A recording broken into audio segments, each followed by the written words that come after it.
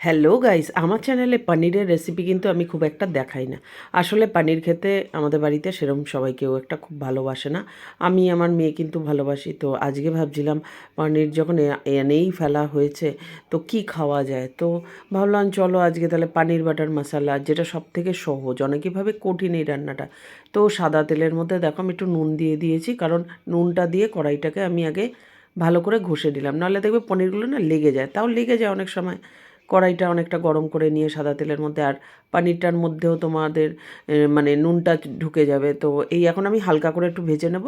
আর কি কি মশলা নিয়েছি, যেরকম হচ্ছে পেঁয়াজ, আদা, রসুন, কাজু, কিশমিশ, টমেটো। তো এগুলোকে এখন আমি আগে কি করব, দেখো কড়াইয়ের মধ্যে আমি দিয়ে দিলাম একটু গোটা গরম মশলা, দারচিনি, এলাচ, লবঙ্গ দিয়ে এবার যে পেঁয়াজ, আদা, রসুন একটু বড় বড় করে দেখো কাটা আছে, আর কাঁচা লঙ্কা, টমেটো, আদা, রসুন, পেঁয়াজ সব একসাথে একটু জল দিয়ে এর মধ্যে দিয়ে দেবো একটু লঙ্কার গুঁড়ো, নুন, হলুদ আর একটু জিরের গুঁড়ো অল্প পরিমাণে। তো দেখো এখন এই যে দিয়ে দিচ্ছি জিরের গুঁড়ো। এগুলো দিয়ে মানে এটাকে মশলাটাকে ভালো করে আগে সেদ্ধ করে নেবো, কষিয়ে কষিয়ে সেদ্ধ করে নেবো।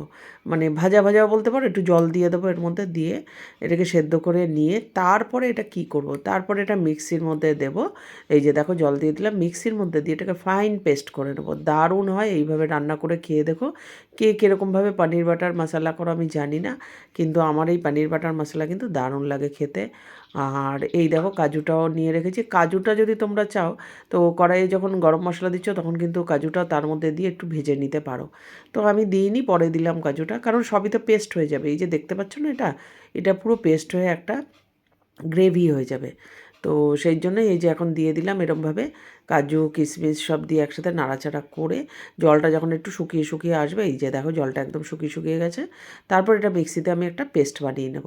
এবার সেই কড়াইয়ের মধ্যে এবার আমি আবার দিয়ে দেবো একটু সাদা তেল। এই যে দিয়ে দিচ্ছি, আগে যেহেতু ওটা অনেকটা তেল দেওয়া আছে তাই জন্য এখানে অল্প পরিমাণে তেল দিলাম।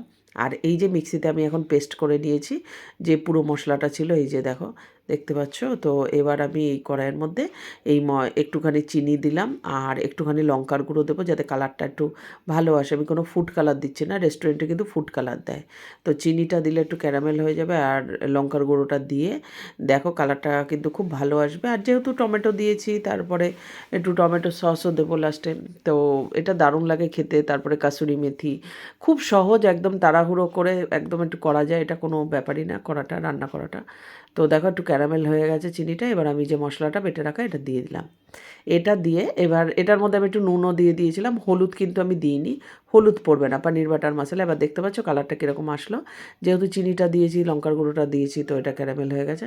তবে কালারটা দেখো এই যেরকম। তারপরে আমি আবার দিয়ে দেবো এর মধ্যে পানিরটা, তারপরে একটু দিয়ে দেবো ক্রিম, যেহেতু সেদিনকে একটু আলুর দম বানিয়েছিলাম, ক্রিম ছিল। তারপরে এই যে টমেটো সসটা দিলাম, একটু মিষ্টি মিষ্টি হবে।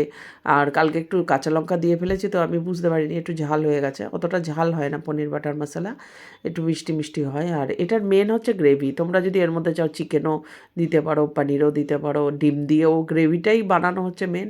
তারপরে এর মধ্যে পনির, ডিম, চিকেন যে যেরকম, রেস্টুরেন্টেও কী করে এরকমভাবে গ্রেভিটা বানিয়ে রাখে, যেরকম হচ্ছে পনির বাটার মশলার গ্রেভি, তারপরে হচ্ছে পালং পনির সব বানিয়ে রাখে, আর পনিরটা কেটে ভেজে তখন দিয়ে দেয়। এ বড় বড় রেস্টুরেন্ট বলো, এরকম যে আমরা খেতে যাই না, তো এরকমভাবেই করে। অনেক জায়গায় তো আবার কাঁচা পনিরই দিয়ে দেয়, মানে ভাজেও না একটু। তো আমি এই পনিরটাকে একটু ভেজে নিয়েছি। আর যদি এই পনিরটাকে বাটারে বা ঘিতে ভাজো তো দারুণ লাগে খেতে। তো দেখো এখন আমি পনিরটা দিয়ে দিলাম। তো পনিরটা দিয়ে নাড়াচাড়া করছি। আর পনির ভেজে না সবসময় জলের মধ্যে ভিজিয়ে রাখলে নরম থাকে।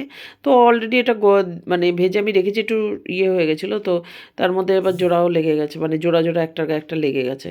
তো এবার দেখো ওপর থেকে আমি দিয়ে দিলাম কাসুরি মেথি, একটু কাসুরি মেথি দিলাম। আর তারপরে আবার একটু ক্রিম দিলাম, এই যে দেখো ক্রিমটা দিচ্ছি। আর ক্রিম তো পনির বাটার মশলায় যাবেই, এমনি কাজু আছে, তারপরে ক্রিমটা দিলে আরও স্বাদ লাগে খেতে। তো এই যে আমার ক্রিমটা দেওয়া হয়ে গেল। রেস্টুরেন্টে ওরকম করেই করে। পনিরটা ওরা কাঁচা দিয়ে দেয় অবশ্য, আমি যেরকম পনিরটা ভাজলাম সবটাকে। পনির যদি ভাজো ভেজে জলের মধ্যে, ঠান্ডা জলে একটু দিয়ে রাখলেই নরম থাকবে, আর দেওয়ারও দরকার নেই, এরকম কড়াইতে এই দেখো এখন দিয়ে দিলাম একটু বাটার। আর দেওয়ারও দরকার নেই, যখন গরম পড়বে আবার পনির দেখো একটার গা থেকে আরেকটা ছেড়ে গেছে, আবার বাটারটা এর মধ্যে দিয়ে নাড়াচাড়া করে, তো ফাইনালি আমার রেডি হয়ে গেল পানির বাটার মশলা। তোমাদের ভিডিওটা কিরম লাগলো? যারা ইউটিউব থেকে দেখবে তারা অবশ্যই কিন্তু আমার চ্যানেলটি সাবস্ক্রাইব করে দেবে। আমার বং বৌদি চ্যানেলে ছাড়বো, জলি কিচেন অ্যান্ড ব্লগিংয়ে ছাড়বো, আর এটা ফেসবুকেও ছাড়বো। তো যারা ফলো করনি ফেসবুক থেকে অবশ্যই কিন্তু একটা ফলো করে দিও।